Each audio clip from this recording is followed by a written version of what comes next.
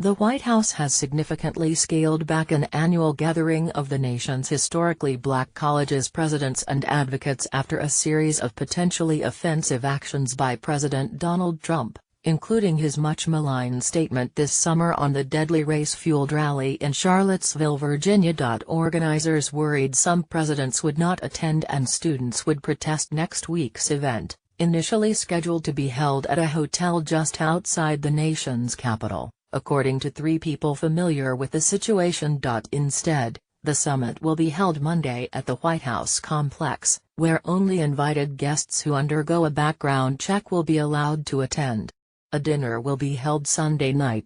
Representative Alma Adams, DNC, co-chair of the bipartisan Congressional Historically Black College and University Caucus, said this week she had heard some students had planned to protest and that some presidents who attended a meeting with Trump in February were rebuked by students, and even by some graduates. At the summit, the White House is expected to announce a long-awaited executive director for the White House Initiative on HBCUs, a new federal employee who will work on HBCU issues at the Department of Education and appointees to the President's Advisory Board, according to several sources familiar with the announcement.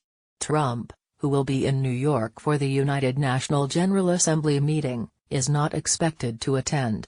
This more intimate HBCU week will feature a series of strategic meetings for students and leaders to share their perspectives on the opportunities and challenges facing the HBCU community, the administration said in a statement. A full conference is still expected to be held later, officials said. Omarosa Manigault Newman, Director of Communications for the White House's Office of Public Liaison, told McClatchy last month that Trump's commitment to the HBCU community remains strong and unwavering and the registration for the conference is currently at capacity. The event comes after Trump, who won 8% of the African American vote last year, blamed many sides for the violence at a white supremacist rally in Charlottesville, including some of the people who showed up to protest hate groups.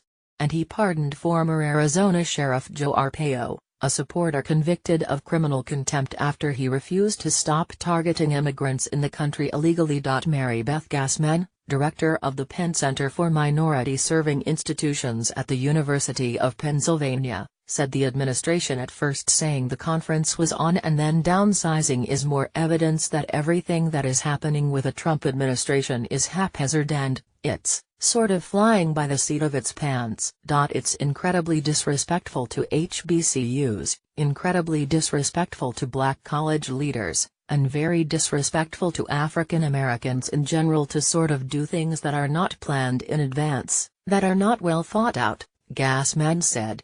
I've had some HBCU leaders call me and say, what do you think about his conference, should I go? Trump vowed to outdo the nation's first black president, Barack Obama, in supporting the nation's historically black colleges when he signed an executive order in February to place oversight of the schools directly in the White House.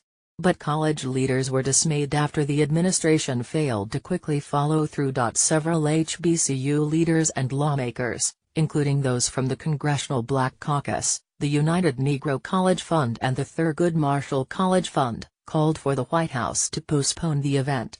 Traditionally, the executive director has helped plan the event. Johnny C. Taylor Jr., president and CEO of Thurgood Marshall College Fund, the largest organization exclusively representing the black college community, wrote in an op-ed this week that he reached the same conclusion after speaking with many of presidents and chancellors. We asked the Trump administration to consider postponing the conference, because there is legitimate concern that some may want to use this event to protest, boycott or much worse, refuse to work with the Trump administration and the Republican-controlled Congress, he wrote in Black Press. Taylor said in a statement to McClatchy that he is confident the HBCU president/chancellor community members will not allow their personal feelings about any White House decision or comment to override doing what is in the best interest of their students and institutions. Representative Cedric Richmond, D-Law, the Congressional Black Caucus chairman, went beyond calling for the White House conference's postponement. Not only do I think it should be postponed, It shouldn't have been happening in the first place. This White House isn't serious about improving our HBCUs, he said. They brought all those HBCU presidents to town. They took a picture in the Oval Office. And then